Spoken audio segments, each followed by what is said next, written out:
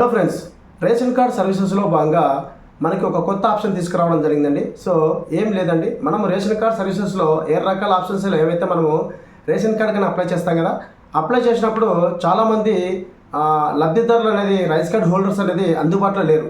So అలాంటి వాళ్ళ కోసం అనేది కూటమి ప్రభుత్వం ఒక ఆలోచన చేసి ఈకేవైసీ అనేది ఓటీపీ ఆప్షన్ తీసుకురావడం జరిగింది. సో రీసెంట్గా మనకి నిన్న ఈవినింగ్ అయితే రావడం జరిగిందండి. ఈ ఈకేవైసీ అనేది ఓటీపీ ద్వారా చేసుకోవచ్చని. కానీ మనకి 2 days అనేది ఈకేవైసీ కావచ్చు, అలాగే గ్రామ సచివాలయంలో ఉన్నటువంటి ఏపీ సేవ పోర్టల్ అనేది మన రైస్ కార్డ్ అప్లై చేసుకోవడానికి కానీ ఎటువంటి సర్వీసెస్ చేసుకోవడానికి మనకి మెయింటెనెన్స్ కోసమని 2 days అనేది క్లోజ్ చేయడం జరిగింది. అంటే ఈకేవైసీ చేసుకున్నటువంటి అప్లికేషన్ యాప్ కానీ, అలాగే డిజిటల్ సెంటర్ వరకు లాగిన్లో ఏదైతే మనం చేస్తామో అప్లికేషన్స్, ఎనీ అప్లికేషన్ అండి, రేషన్ కార్డే కాకుండా ఎనీ అప్లికేషన్, క్యాస్ట్ ఇన్కము, అలాగే ఏ అప్లికేషన్ అయితే మనం కావాలని చేసుకుంటున్నామో ఆ సైట్ అనేది 2 days రేపు నైట్ 10 o'clock వరకు మనకు ఓపెన్ కాదు. సో మెయింటెనెన్స్ కోసం అని చెప్పేసి గవర్నమెంట్ అనేది తీసుకోవడం జరిగింది. ఇక్కడ మీకు పిక్ కూడా చూపిస్తాను.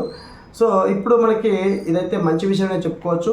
2 days తర్వాత ఎవరైతే అప్లికేషన్ చేస్తుంటారో రేషన్ కార్డ్ సంబంధించి సర్వీసెస్లో ఏవైతే మీరు అప్లికేషన్ పెట్టుకుంటారో, మీరు అందుబాటులో లేకుండా మీకు ఆధార్ కార్డుకి మొబైల్ నెంబర్ లింక్ అయ్యింటిగిన ఓటీపీ ద్వారా కూడా ఈకేవైసీ చేసుకోవచ్చు, ఎటువంటి ప్రాబ్లం లేదు.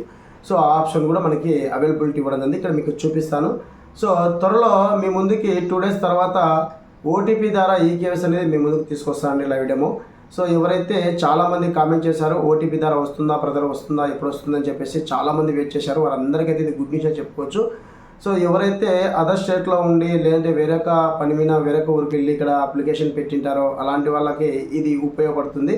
మీరు సచివాలయం దగ్గరికి వెళ్ళి మీరు అప్లికేషన్ చేసుకున్నప్పుడు ఓటీపీ ద్వారా ఈకేవైసీ చేసుకోవచ్చు, ఎటువంటి ప్రాబ్లం లేదు. ఈ విధంగా మనకి వెసులుబాటు అయితే కల్పించడం జరిగింది. ఈ సేవ పోర్టల్ అనేది మనకి మెయింటెనెన్స్ కింద అయితే తీసుకోవడం జరిగిందండి. సో ఈ విధంగా మనకి రేషన్ కార్డు సంబంధించి ఎవరైతే అప్లై చేస్తున్నారో వారందరికీ ఓటీపీ ద్వారా ఈక్వైట్ చేసే విధంగా మనకి కల్పించడం అయితే జరిగింది. ఇదైతే గుడ్ న్యూస్ అని చెప్పేసి నేను భావిస్తున్నాను. ఇదండి రేషన్ కార్డ్ ప్రాసెస్లో భాగంగా ఈకేవై చేసే విధానంలో మనకి ఓటీపీ ఆప్షన్ తీసుకొచ్చారని చెప్పేసి ముందుకైతే తీసుకొచ్చాను కదా. సో వీడియోస్ ఖచ్చితంగా లైక్ చేయండి, అలాగే సపోర్ట్ చేయండి.